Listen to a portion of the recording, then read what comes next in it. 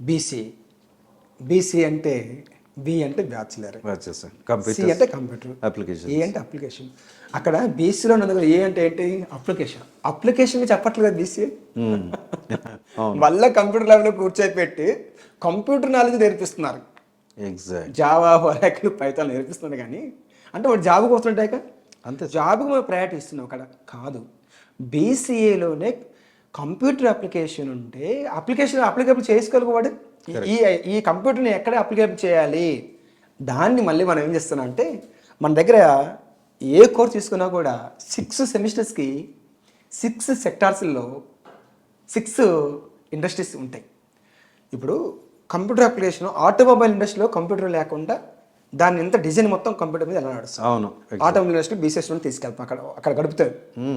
Second semester textiles designing అయినా dyeing అయినా మొత్తం అంటే కంప్యూటర్ మీద నడుస్తుంది.